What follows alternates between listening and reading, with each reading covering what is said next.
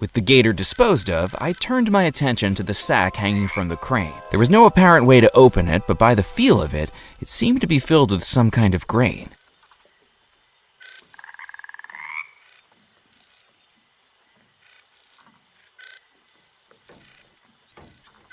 The damp air of the bayou had swelled the window in its frame. It would need more force than my bare hands could supply to open it.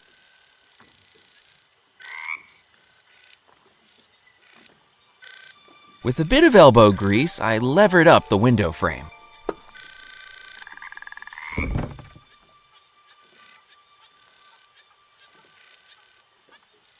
Pressed against the inside wall was a dusty desk covered in spiderwebs, and to top it, one thing lay undisturbed, a small folded document which I picked up, along with an inadvertent eight-legged companion. Ugh! Ghost stories and haunted treasures I could handle, but spiders gave me the creeps.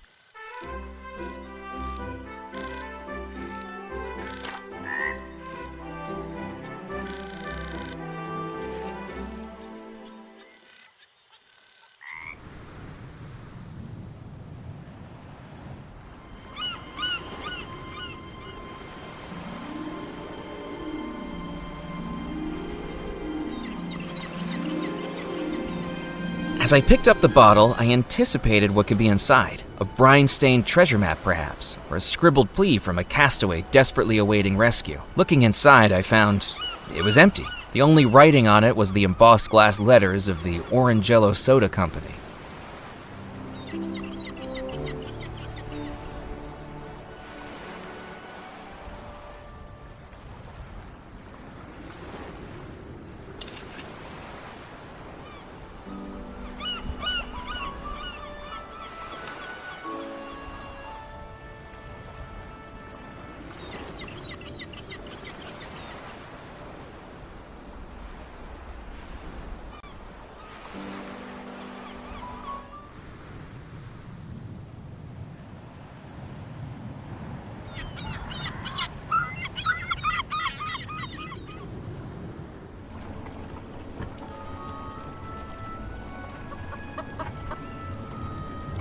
Cluck, cluck, buck, buck, buck, cluck. I tried to persuade the chicken to come outside, but clearly I was out of cluck.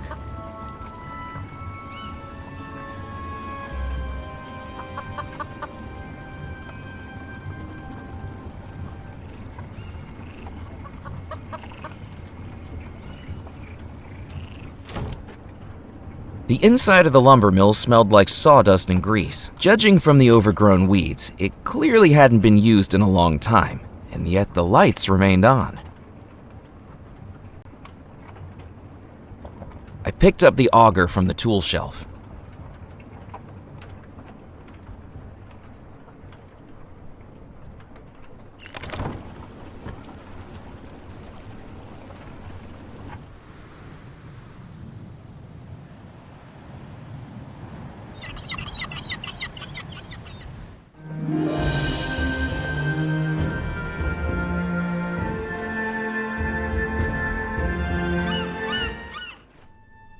Oh, my second customer of the night. I don't know if I can handle such a rush. Welcome, young man, to Doubloon's Jewelry. Oh, the riches to fill your breeches. Jewels, silver, gold, the finest things for you to behold. Whom do I have the pleasure of meeting? My name's Murphy McCallan. Oh, a pleasure to meet you.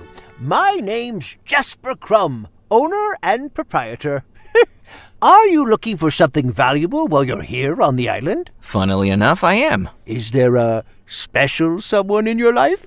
Looking for an apology gift, perhaps? I've sold more missed anniversary necklaces and drunken fumble earrings than I can count.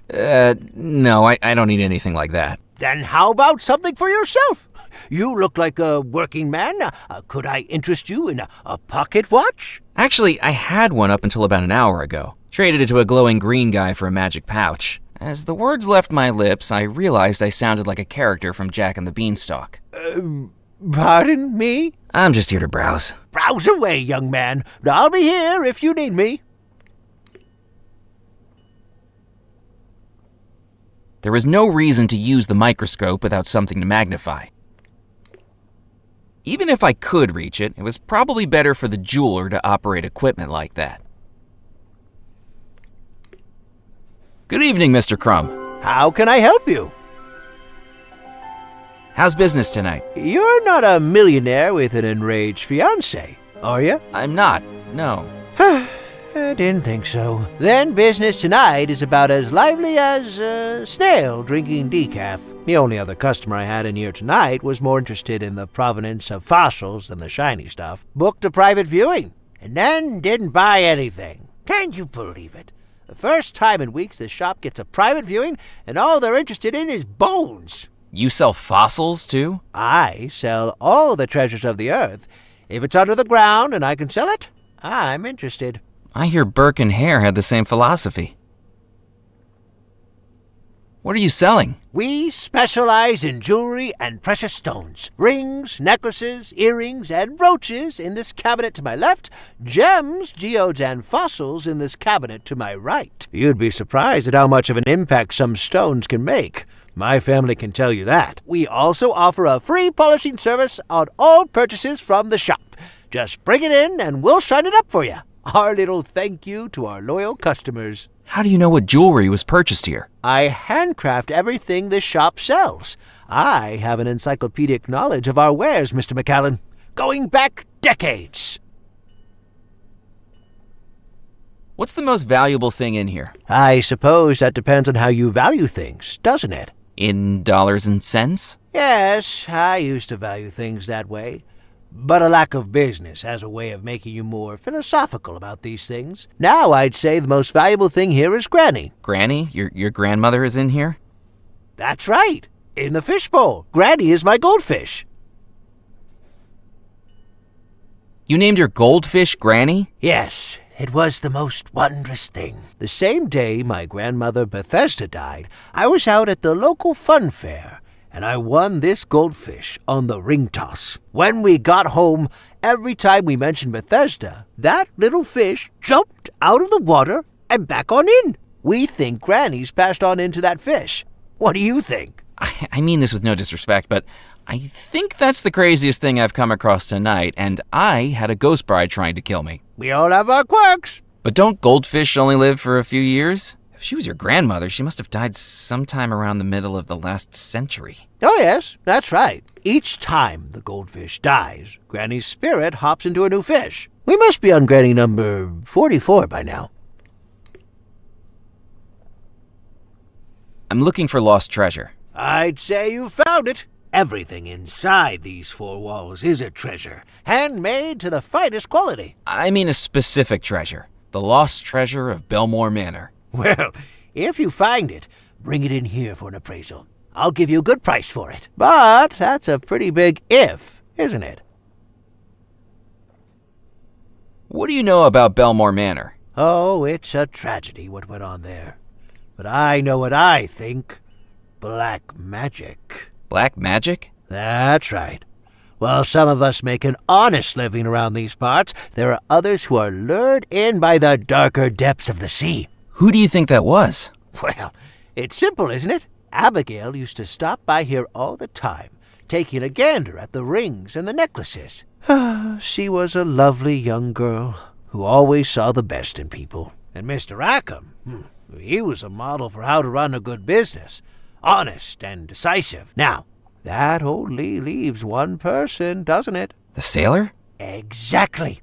I'd heard rumors about black magic going on inside Belmore Manor. I think he was casting his spell on Abigail, making her fall in love with him. Why else would someone as rich as her want to marry someone like him? He certainly couldn't afford the rings and necklaces that caught her eye. I think, come the night of the wedding, she wised up.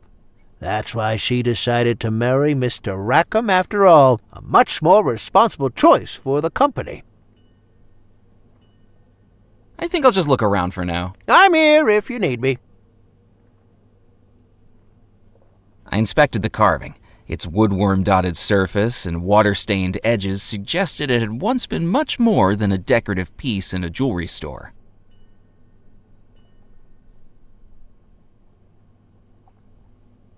Excuse me, would you be able to polish a brooch for me? Let me take a look. Oh, well, 18-karat yellow gold, filigree wirework in a handcrafted floral motif, and round, brilliant cut ruby, if I'm not mistaken, made to fit a music box? That's right. How did you know that? I know my own handiwork anywhere. Now, how did you get a hold of it? Oh, just a gift. What a generous gift indeed. Well, we do offer free polishings on all items purchased here, so I'd be very happy to shine her up for you.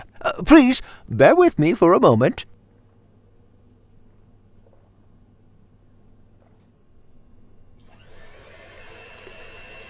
There is no way I could carry a fishbowl full of water and a live...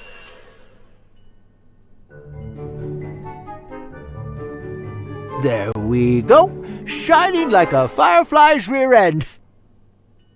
I'm afraid the clasp on the back has broken off. You weren't planning on wearing it soon, were you? I wasn't planning on wearing it at all. There's no shame in indulging yourself every once in a while. Lord knows I can appreciate the comfort and empowerment a pair of hosiery can bring. Anyway, we don't have any replacement clasps in stock, but I can put it in order. In the meantime, here's a button magnet that should hold it in place, as long as you're not too vigorous with it.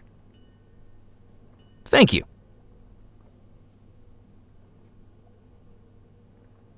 What a nice young man. Isn't he, Granny? I couldn't have put it better myself.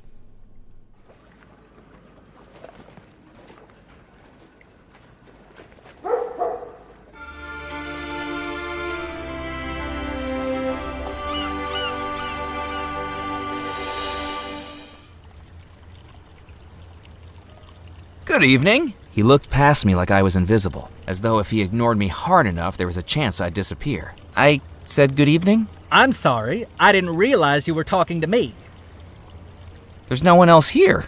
Wishful thinking on my part. Have you taken a wrong turn, sir? I'm just having a look around. Well, make it a quick one, and I shall need to know your name. Murphy McAllen, and who do I have the pleasure of speaking to? My name is Felix Greer, maitre d', bartender, and acting manager of the Captain's Club.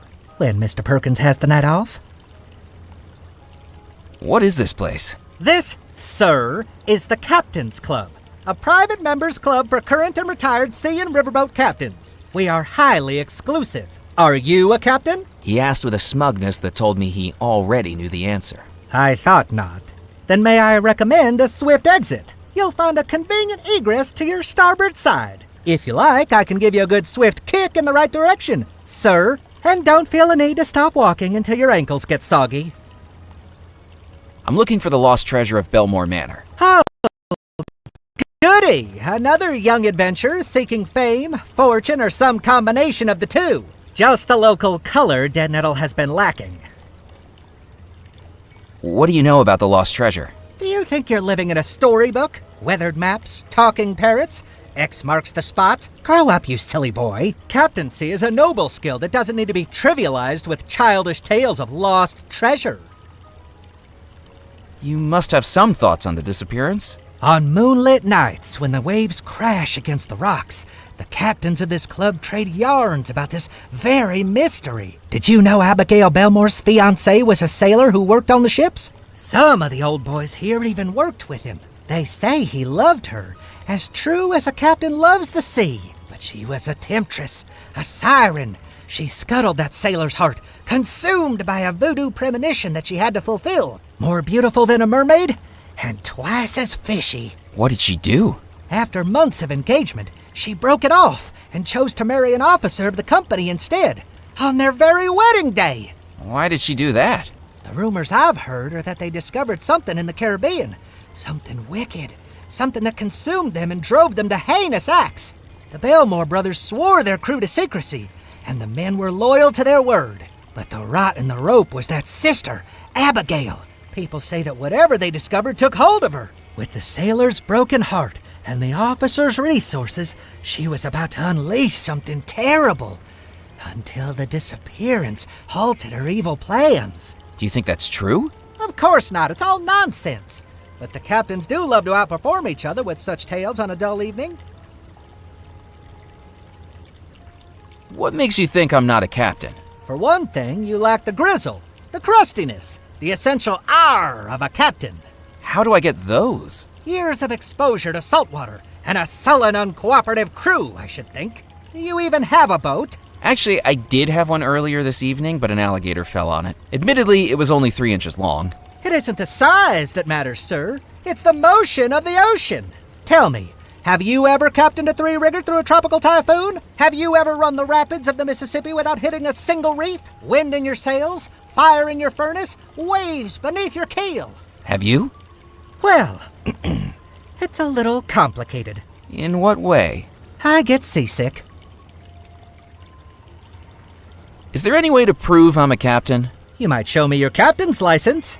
As I'm sure you know, the state of Louisiana requires all captains of both river and sea to carry one. But don't try to foist off a fake on me. Last week, we had someone present a license with a photograph distinctly unlike their contemporary appearance. The photograph was clearly of someone a good deal older than them, with more facial hair, and most importantly, one less eye. You know, I quite like being out at sea. Oh, really, sir? Bobbing along the ocean waves, up and down, like one of those roller coasters at Luna Land. Up and down and up and down.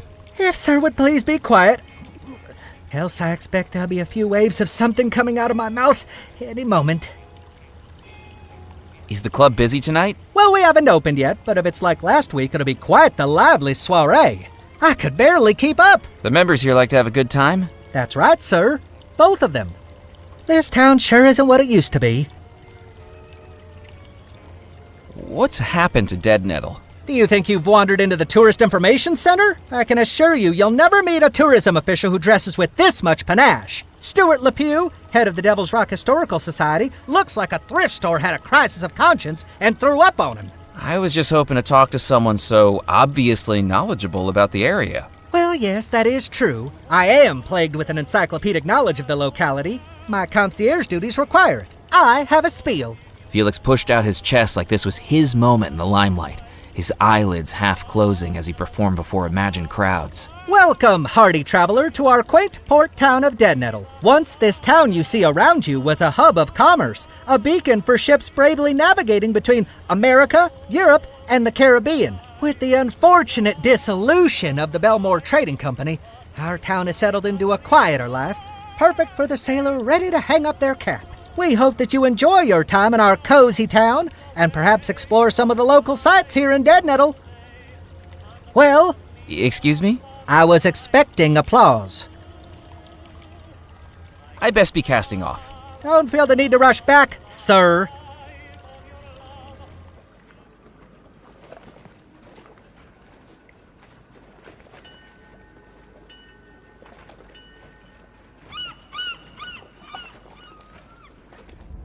Murphy McAllen, so you're still here.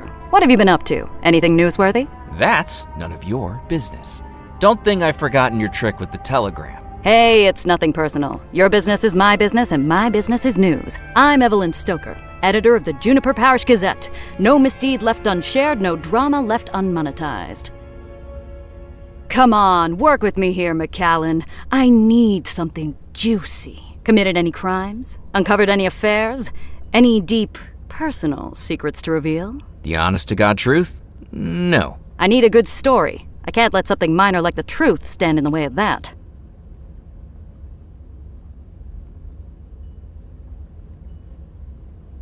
I picked up the scissors. With her stunt at the bayou, I figured she owed me one. I picked up the twine. Maybe she owed me two. Don't even think about it. The spring on that printing press looks like it's going to blow at any moment.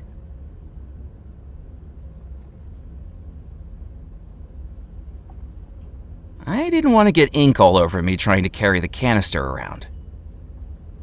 Yes? Hi! What are you working on? One of the most romantic articles this newspaper's ever seen. Francois Fogg, Dead Nettle's local pharmacist, is reuniting with his long-lost love after 14 years apart, thanks to this newspaper's personal ads column. What a lovely story. That's right. She mailed in a letter she wanted printed. Her former sweetheart saw it, and now they're on track to see each other again. Eventually. Eventually? Well, that's a bit of an administrative issue. In the letter we received, she told him to meet her in her Texas hometown of Magnolia. Due to a tiny typesetting error, he's now on a 6-week voyage to Mongolia. But doesn't it warm your heart how far people will go for love? Don't you have more interesting stories to write about? The crackpots this island calls a population wouldn't know something interesting if they paid for it. Which they hardly do. Believe me, I've tried to get juicier stories. Scouring the island, doorstop interviews, hiding under windows. You eavesdrop on people through their windows? It's called investigative reporting. I'm doing some research on the treasure of Belmore Manor. Have you found it? Well, no, not yet. I've just started looking. Then don't waste my time. Come back when you've got the goods. You might not believe this, but I saw a ghost inside Belmore Manor. You know what? You're right, McCallan. I don't believe it. Really? You've been on this island how long? And you're already starting to sound as loopy as a local. Have you ever written an article on the disappearance at Belmore Manor? What a waste of column inches. Leave it. That's my advice. There's no story in it. No story? Not one that anyone would believe. And I've got advertisers breathing down my neck. What do you think went on? Practically everyone on this island thinks there was some kind of sorcery involved. No one is looking at the reality. If I write up my research, no one on the island will believe me. If I write their wackadoodle theories, I'll be laughed out of the industry. You can tell me what you've uncovered about Belmore Manor. Trust me, at this point, few things would surprise me. I heard the Belmore Trading Company was losing revenue, its profits eaten up by who knows what ventures those brothers had going on. I've seen the records. The company was privately owned, sure, but when you've got pressure building and the sharks are circling, you've got to shore up your defenses. I think that's why the Belmores persuaded Abigail to marry John Rackham. Marry someone she didn't love? But he didn't love her either. He was just after the company, so he hires the sailor to seduce her, convince her there's more to life than Devil's Rock. And as soon as she marries Rackham, they split, never to see each other again. He inherits the lot, and she disappears with her lover boy sailor to who knows where. But why do you think all the guests disappeared? They bumped them off to cover their tracks. Either one of them could have been sunning it up in Sarasota ever since. But imagine me writing that into a piece of serious journalism. Would you take my photograph? Do you know how much the chemicals cost to develop those photographs? I'm on a limited budget here, McCallan. Unless you've done something notable, you're not getting into print. Did you know Comptroller Grimes? How could I forget him? The guy was a walking, talking migraine generator. Surely you shouldn't speak at the dead like that. Why not? I spoke plenty worse about him when he was alive. Anyway, I'm sure everything happens for a reason. And hopefully that reason is to increase my circulation numbers. Everything's connected, you know.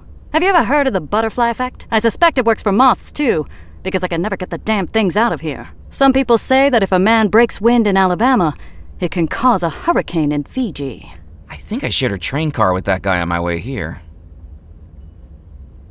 I think I better be going. Keep your eyes peeled for a story, McCallan. There are secrets on the island, and it's my job to run advertisements next to them.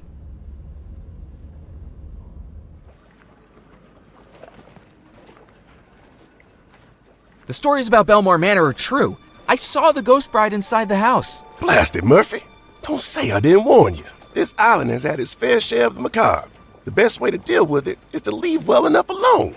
Why are you searching for that treasure anyway? Well, it's my job. The state's claim on that money runs out at 8 a.m., and I'm supposed to find it. You seem pretty passionate about something that's just for work. What are the odds you draw an assignment like that? Well, I might have made my own luck there. They wouldn't normally authorize an investigation so close to the statute of limitations running out, especially on a 30-year-old cold case. But thrust a stack of forms in front of the boss 5 minutes before clocking off on a Friday afternoon, and he doesn't care what he's signing. Let's just hope he wasn't signing your death warrant.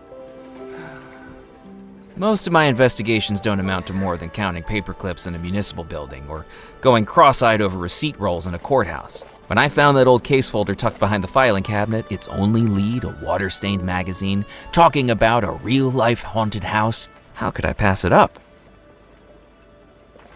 You didn't tell me the Spirit Queen was a riverboat. Oh, sure. That thing's been moored up in the bayou with her keel kissing the mud for years. Witch doctor lives aboard her now. Claims to sell all manner of hoodoo and voodoo. But to believe that, you need to be dumber than the bachelor in New Orleans, throwing beads at the Sisters of Mercy. I spoke with Dr. Morey. He thinks we can make contact with the ghosts. Moray is a charlatan and a fool.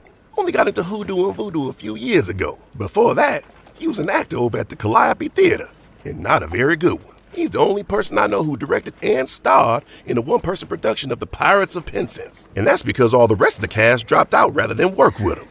He's always been searching for respect and recognition. Who would have known he'd find it by living in the swamp and reeking of incense?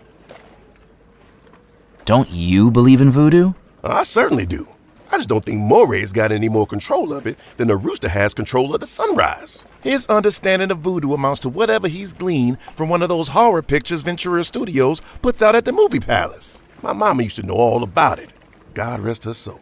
Voodoo isn't some made-up Hollywood magic, Mac. Voodoo's a real religion.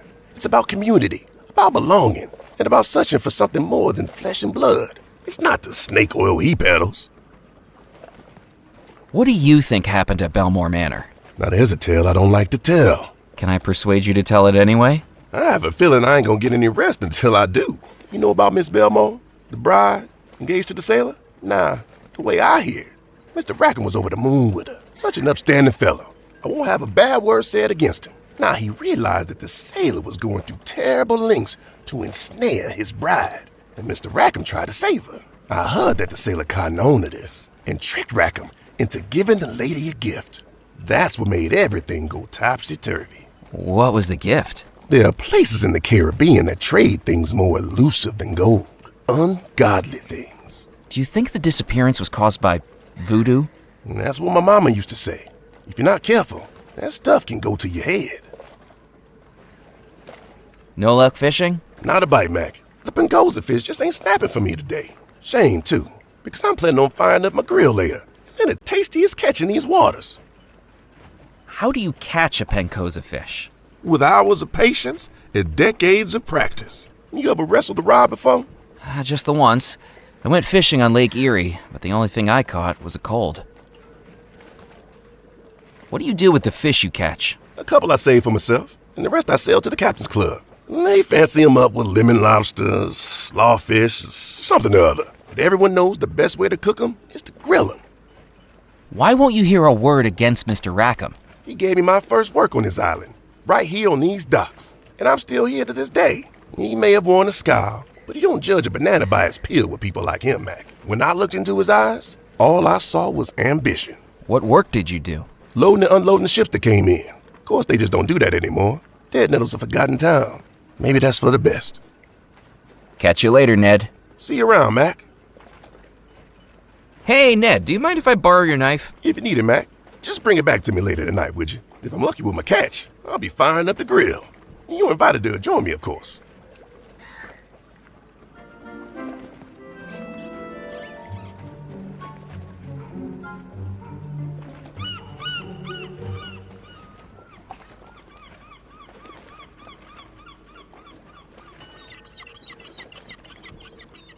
The fish was already ripped open along the seam.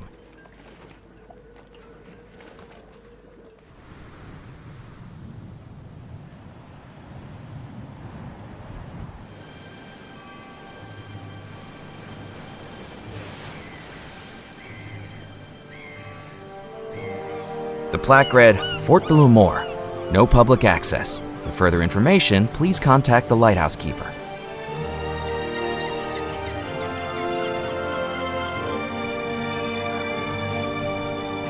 Here, kitty, kitty. Psst, psst, psst, psst, psst. It was no use. That cat was clearly more entranced by shiny things than the stranger outside the gate. I could have tried squeezing my arms through the bars, but I already knew the barrel was too far away to reach.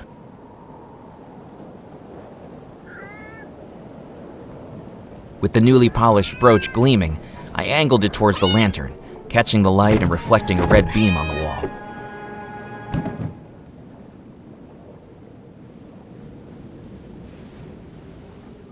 I took a handful of the spilled gunpowder.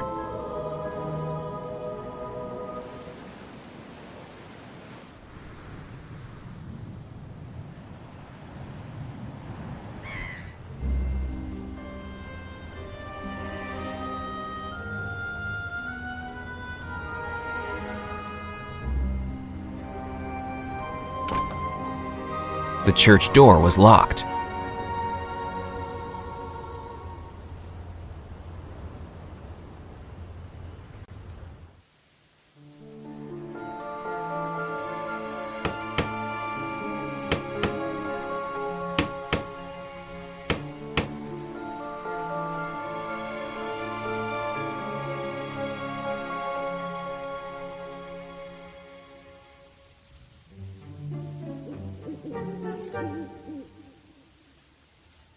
tin was full of nothing but holes.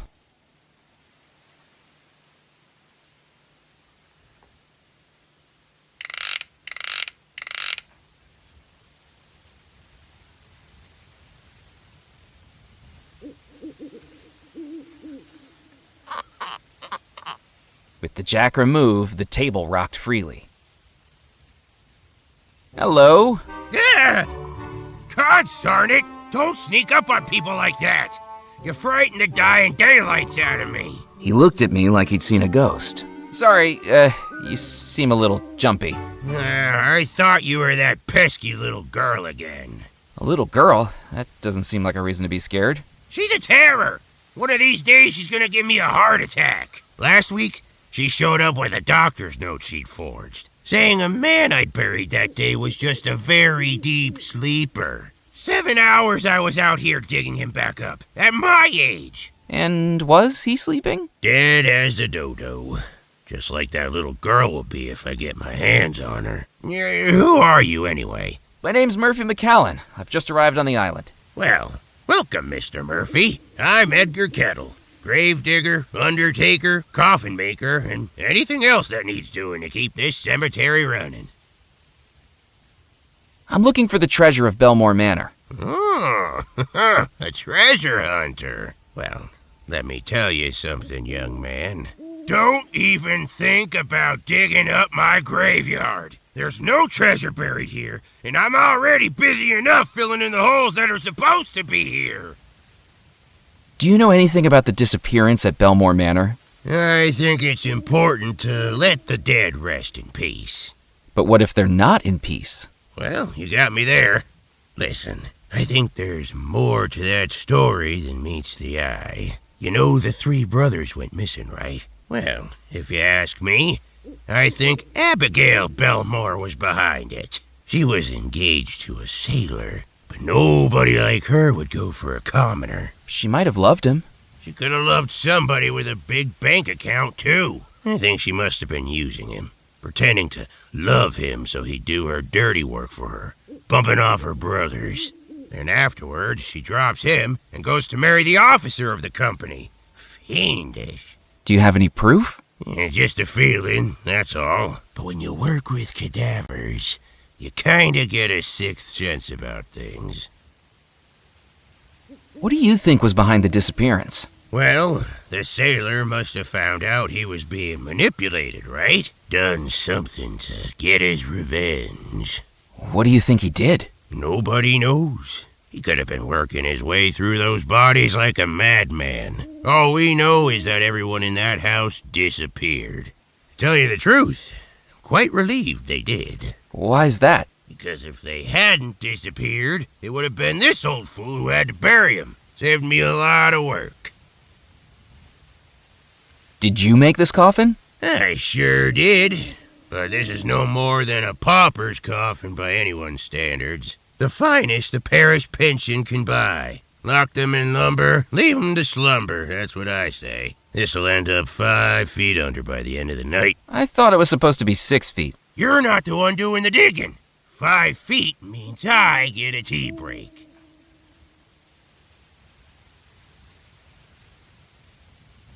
Have you got any spare coffin nails? No, I don't have any to spare. I've got a backlog of bodies begging for burial. But does the parish increase my funding? Nope. The roof's leaking, my table's broken. I've used floorboards to build some of the coffins. Take my advice. Don't go into this line of work. Undertaking is a dying business. Do you think I could fit inside the coffin? Probably not. The gentleman inside might make it a bit of a squeeze. You mean there's a dead guy inside there? There better be. I can't afford to be burying empty coffins. Was the little girl named Mallory Wisp by any chance? That's her. The peril in a pinafore. She got the whole town thinking I was burying people prematurely. I walked past the school the other day, and they'd made up a jump rope chant about me. Oh, what was the chant the school children made up about you? Edgar, Edgar, crazy feller, just be careful he don't get you. How many bodies did he strive to bury while they're still alive? 1, 2, 3, 4. I wasn't looking for audience participation. Sorry, I got carried away. Just like you with the burying. Have you ever accidentally buried someone who was still alive? Has someone been making accusations again? No, just making conversation. Well, not that I know of. When you think about it, how would I know? Shouts for help, desperate shaking of the coffin. Look, I haven't sealed anyone up who was chatting with me, let's put it that way. I usually check for signs of life, but everyone takes shortcuts sometimes, don't they? I deserve some rest in peace, too. Knock, knock. Who's there? Hopefully not the guy in the coffin. Not funny. I best be running along. Don't drop dead. I don't want anything else on my to-do list.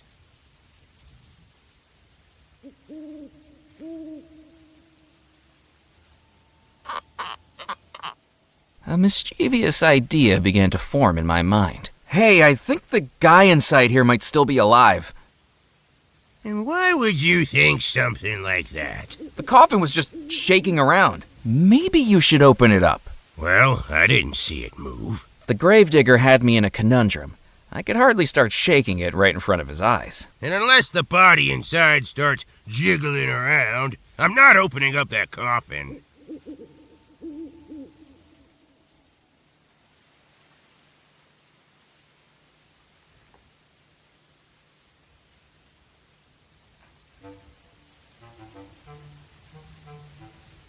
I tied the twine to the uneven table and took up a hiding spot behind a nearby wall. It was time to wake the dead. Hello? Hello? Why is it so dark in here? Huh? Who's that? I'm stuck! Help! Help! Mallory, if that's you again. Get me out of this thing! Oh no, not again.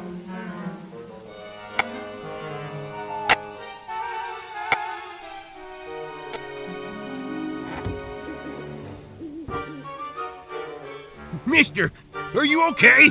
I'm so sorry. I was told... Mister? Oh, God darn it! Next time I see that girl, I'm gonna have a peewee-sized coffin all ready for her. A few hours locked in one of those should adjust her sense of humor.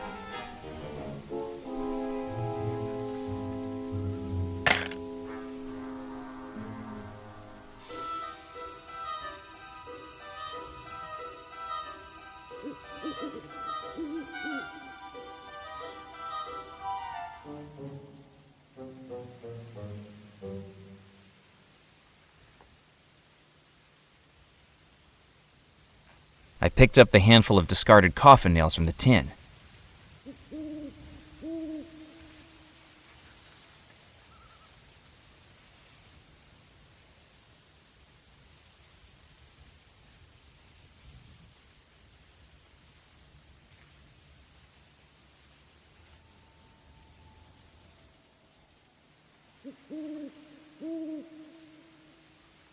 I couldn't see any way to open the crypt door. Not a doorknob, not a keyhole. Whoever sealed this up intended to seal it up for good.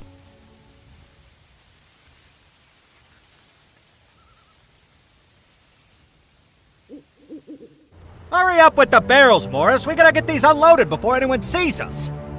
Are you sure this is a good idea, Musket? I don't think we should be using a church as our hiding place. You're not being paid to think, Morris. You carry those barrels in here and let me worry about the theological implications. This place has been abandoned for decades. There's nobody around. Nobody living, maybe. What if there's ghosts, boss? Darn it, Morris. If brains was dynamite, you wouldn't have enough to blow your nose. Now get unloading. And keep an eye out for anyone snooping around.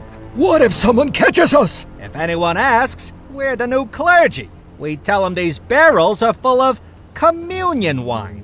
I thought we was rum runners, not wine runners, boss. Communion rum, then. Ah, gotcha. Remember, St. Juniper's Church is a place to get closer to God. And if anyone questions our alibi, We make sure that happens. The pair of rum runners looked like the human personifications of the dish and the spoon from Hey Diddle Diddle, the gangly spoon bossing around the rotund dish as it carried barrels effortlessly from the jalopy and into the church. As it turned out, nursery rhyme characters become a lot more intimidating once they have revolvers.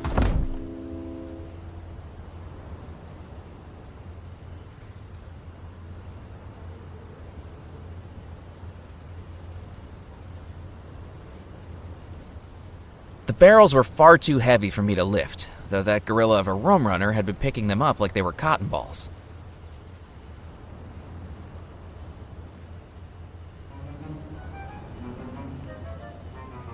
Using the auger, I drilled a small hole in the barrel, and out poured rum.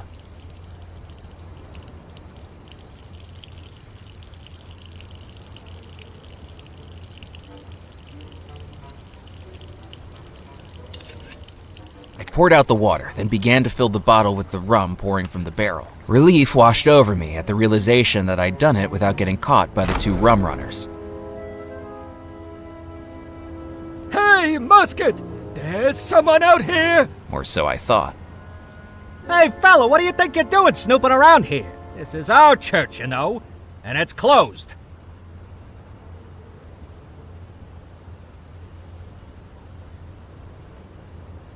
I didn't realize the clergy were equipped with revolvers nowadays. He's being a wise guy, Musket. Time to fill him full of lead. But boss, it's bad luck to bump someone off in a churchyard. Now, where'd you hear a nonsensical thing like that? I thought churches was hallowed ground, where sin and immorality would face supernatural punishment in this world or the next. Where do you get this stuff from? I told you, I do the thinking in this partnership.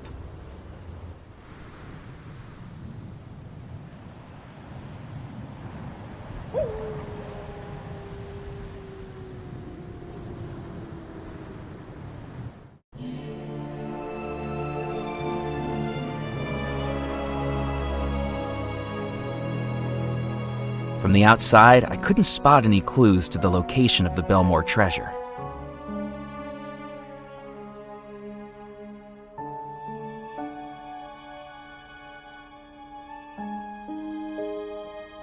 I went to open the door into Belmore Manor, but the key was gone. I was sure I'd left it in the lock.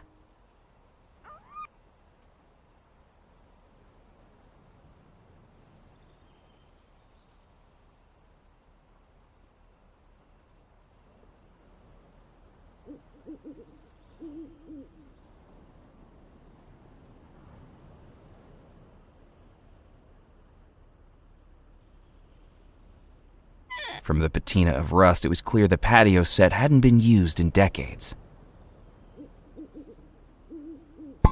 Ouch! So much for good luck. I picked up the horseshoe that had assaulted me. It was heavy, as the bump on my head attested.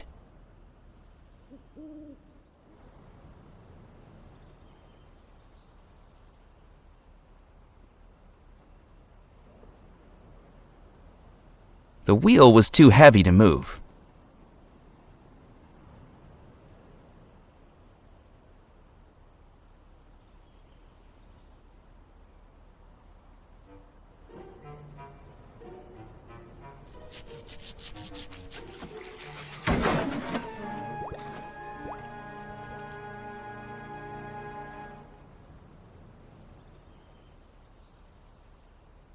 I wasn't going to touch the molasses with my bare hands. With the items I was borrowing across the island, some may have said I had sticky fingers, but this would have made it a little bit too literal.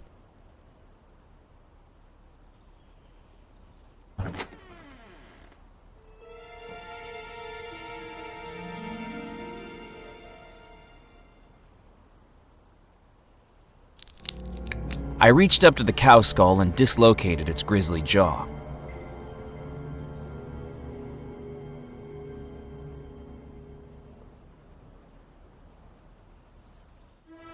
Looking out over the tranquility of the gardens, its magnolias lit by moonlight, nothing could take my attention away from the macabre sight dangling from the oak tree.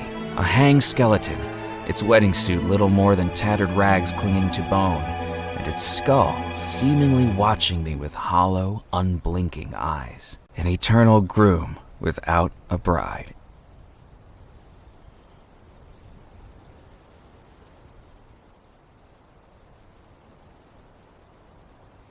The skeleton hung high up in the tree, swaying with each slight breeze. Even from down on the ground, I felt disturbingly close to it.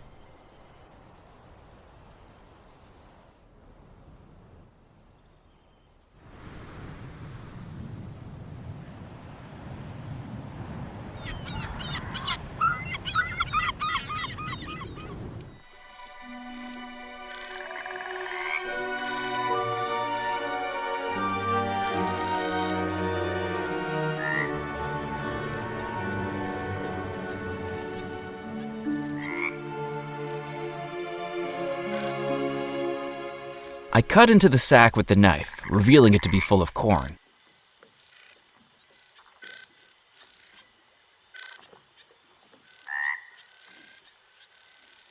I took the corn from the sack.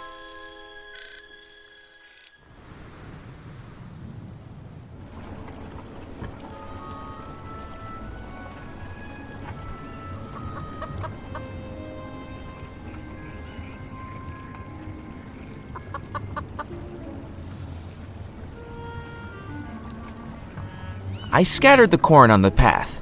Mere seconds later, it attracted the attention of the curious chicken.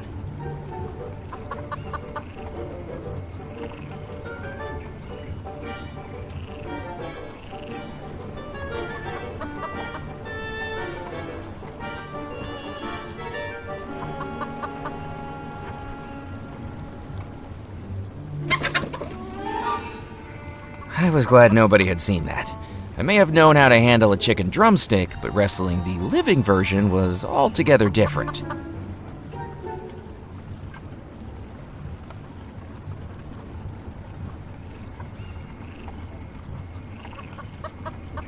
If the chicken didn't want me to touch it, perhaps a blast of air could do the trick.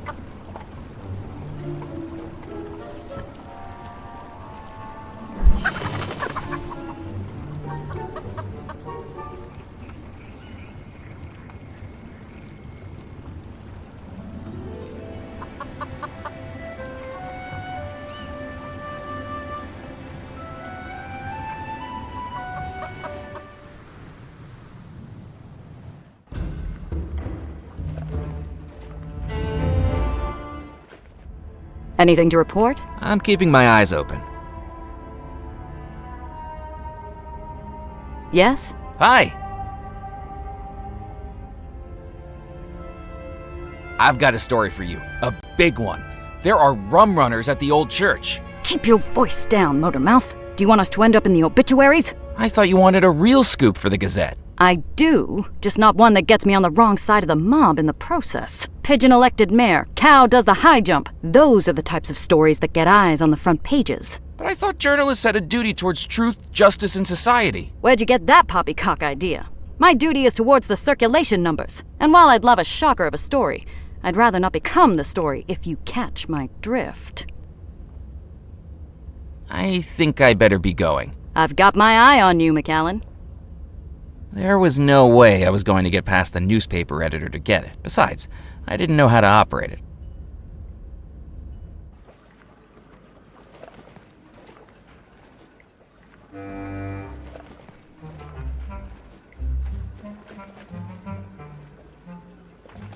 With the ripped seam as an opening, I placed the horseshoe inside the taxidermy fish. Now it was heavy.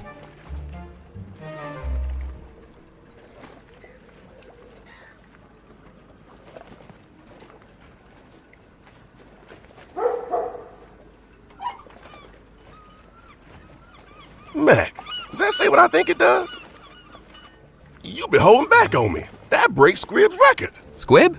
Jebediah Squibb, the Cajun catcher he calls himself. Last week at the dead of the docks, Squibb caught the heaviest pincosa on record. Got his photograph on the front page of the newspaper and everything. McAllen! How does it feel to have decimated the town record in your first few hours on the island? How did you hear about this so fast? It's my job to know about things fast. Now, I'm asking the questions here. Where'd you get the fish, McAllen? Well, it was a mighty battle on the southern coast. Its fins strong as a motor, its mouth as fierce as a tiger's. I paused dramatically to allow my fishing prowess to wash over them. What rod did you use? Wooden one? I mean, what make? You know, I didn't use a rod. You caught the fish without a rod? It was more one-on-one. Mono, fisho. You wrestled a fish? And I won.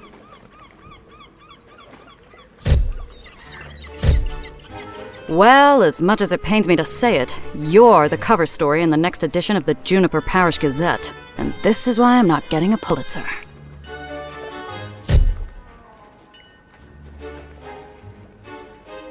I've got to hand it to you, Mac. That fish is a whopper. I don't know how you got it, but as long as it keeps Squid quiet at the porch party tomorrow, I ain't complaining.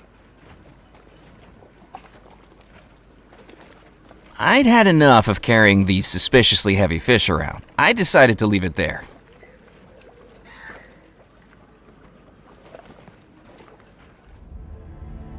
Murphy! Have you seen the cover of the evening edition? I think we caught your personality perfectly in that photograph. Naive, simple, unsophisticated. Makes it all the more surprising that you actually accomplished something. I wonder if I should have it framed. That'll cost you.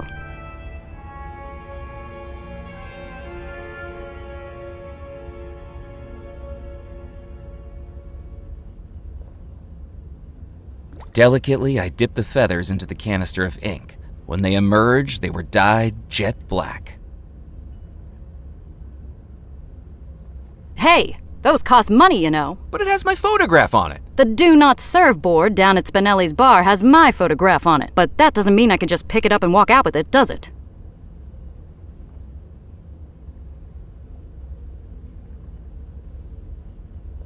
I'd like to buy a newspaper. Finally, I get something out of you loitering in here. That'll be 1 cent, please. I picked up the newspaper. The fewer people that saw it, the better. The headline read, "Island Newcomer Breaks Fishing Record," with my photograph printed in black and white.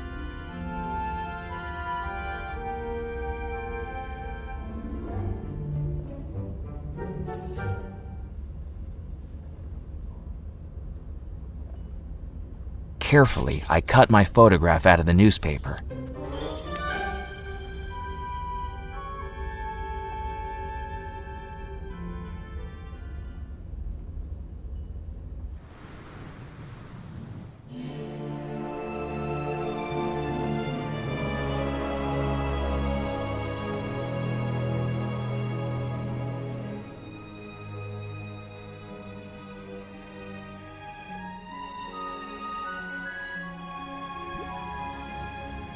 I touched the back of the photograph to the molasses.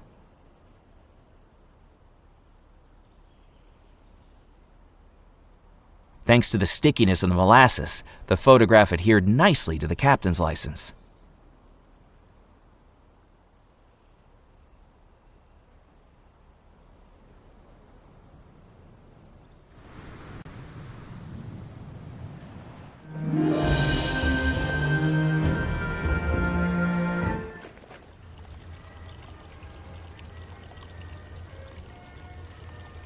My credentials.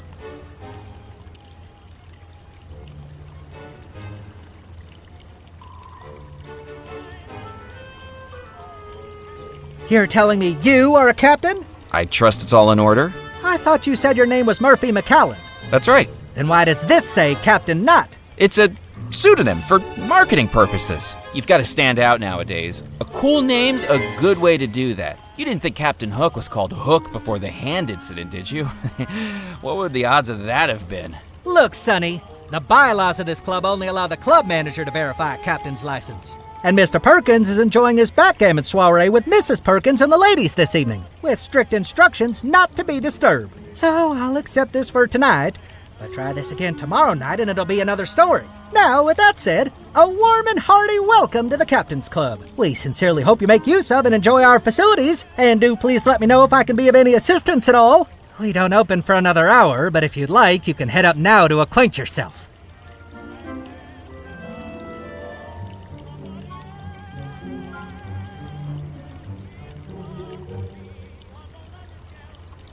I waited for the doors of the elevator to open, but nothing happened. If you wish to use the elevator, I'm afraid to tell you it's broken. You'll have to endure the stairs. Fair enough.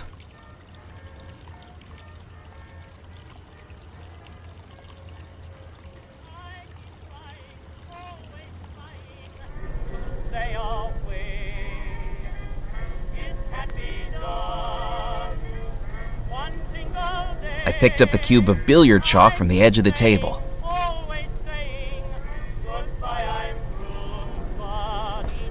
The cabinet was locked.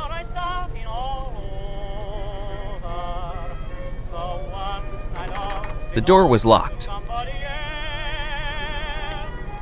The switch seemed to control the ceiling fans.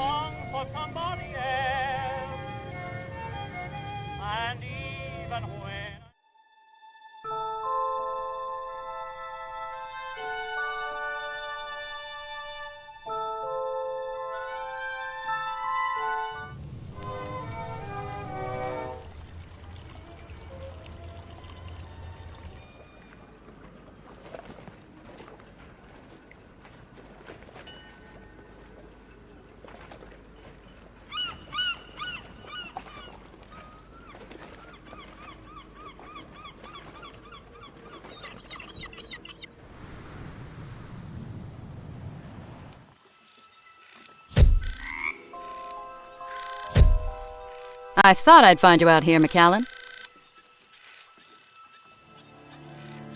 Evelyn, lovely to see you out in the bayou again. This'll be the last time, McAllen, I'm not your secretary.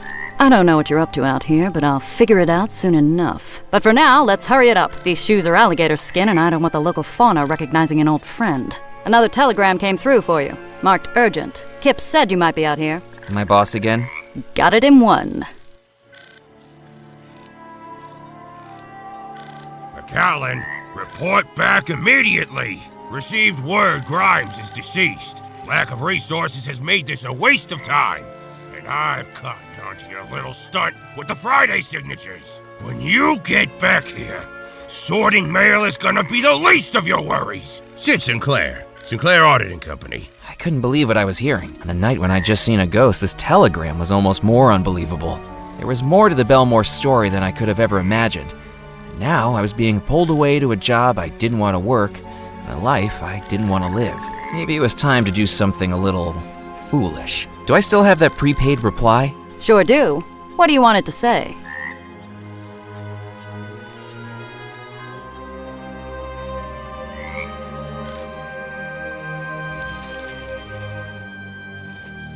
Tell him I quit. I couldn't believe what I'd done. I'd quit my job and opened the first chapter in my own adventure. But without a job, I didn't have a salary. Without a salary, I wouldn't have a place to live. And it suddenly became more important than ever that I find that treasure. For me this time. Murphy, have you done what was asked of you? I have the ingredients, I just need to place them in the gree-gree. Hurry!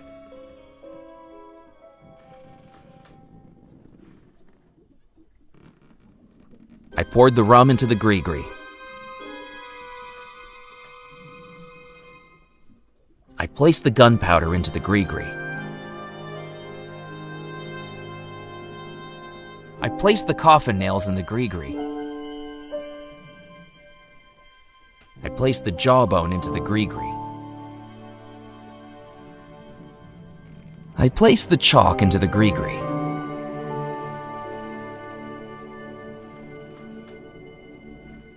I placed the dime into the gree-gree. That would work as the silver coin. I placed the feathers into the gree-gree. I've done it! All 7 ingredients in the gree-gree. Wonderful! Now it is time for the final step. Out of the darkness, the sadness, the fear, I command you, my servant, now to appear.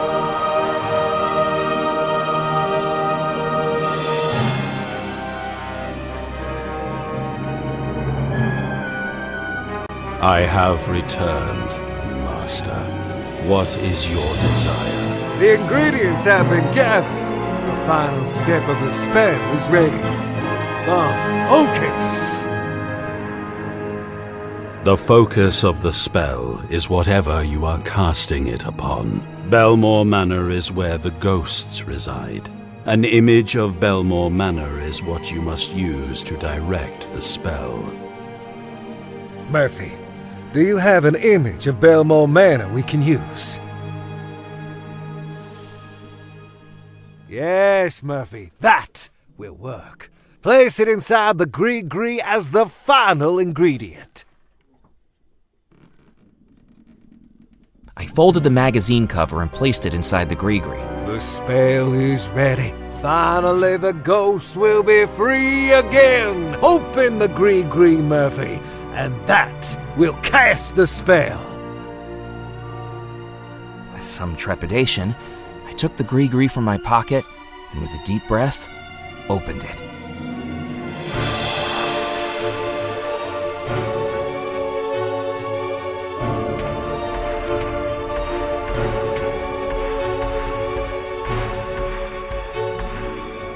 At last, I am free. Servant, what's happening? I was never your servant. I am your master. You shall do my bidding, I command you. Foolish mortal, you have served your purpose. No longer do I need to manifest as an ephemeral specter. Now my true spirit form is freed. Loa, do as I say. You are of no more use to me.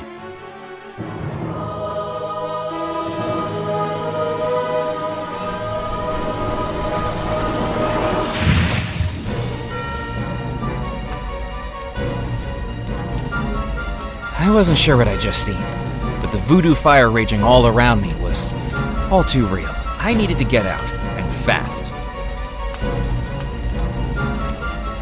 I needed to get out of the riverboat, but I need to extinguish the fire to reach the door.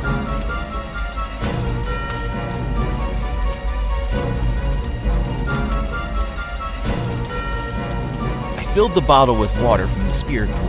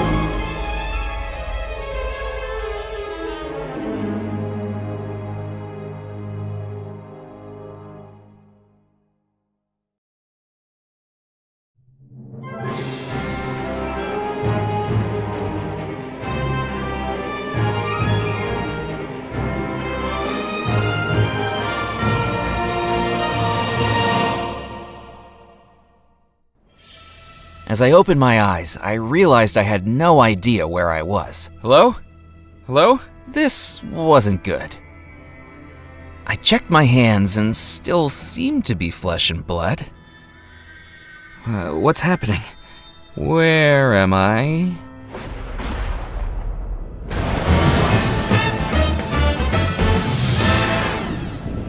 Welcome back to Belmore Manor, Murphy McCallum. We didn't expect to see you again so soon. What's going on? Am I dead? Don't be so overdramatic, Murphy. You're still very much alive. But you're the only person in the house that is. I'm afraid your actions have caused a good bit of trouble for us inhabitants of the house. What's happened? Let's see if you can figure it out. We're about to play a song, and Murphy McCallum, this one is for you. All right, all you Belmore Manor ghosts and ghouls, let's take it to a place where voodoo rules.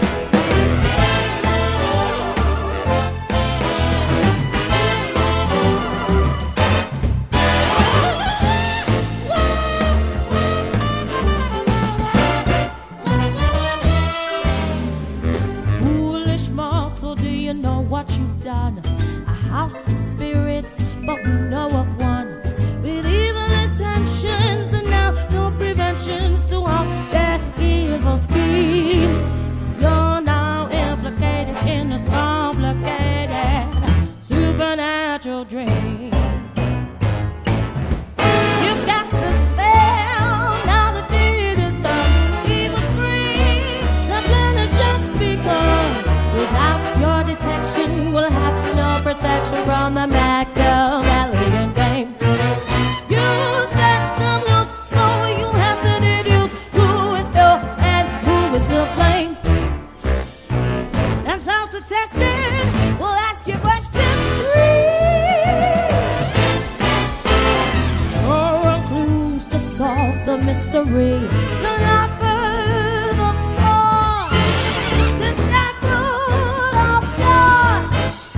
Questions surrounded in doubt. The officer, bride, the sailor, or guide, Murphy. Can you figure it out? Can you figure it out? The broken heart stolen by another. Tell us now, who is the lover?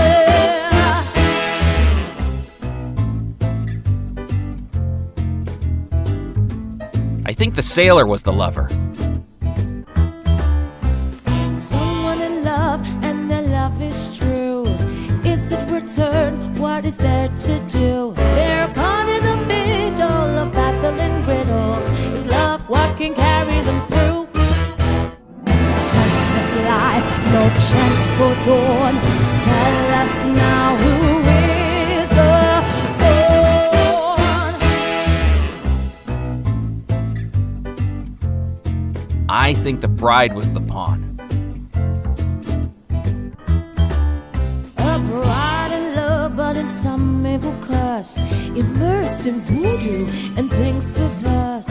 She cannot protest, and her mind's not possessed of things that only get worse. Wicked spirits in evil rebel. Tell us now, who is the devil? I think the officer was the devil. A phantom figure who's now in control. Black magic powers got things he stole. But maybe a setback, but he's gonna get back, and we're worried that goes that it's go.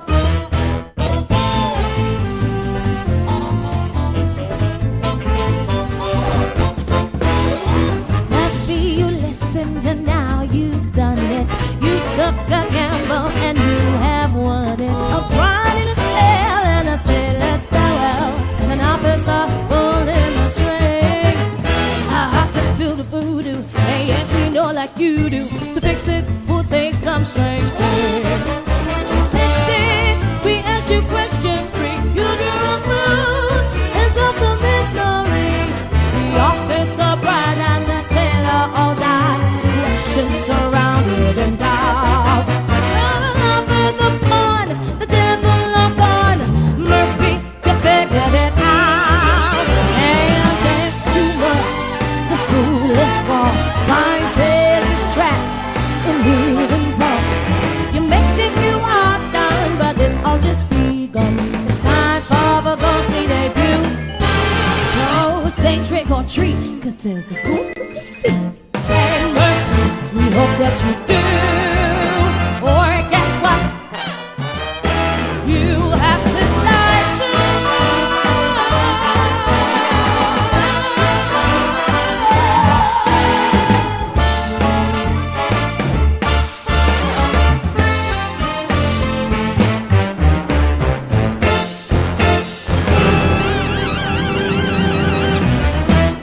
After that till.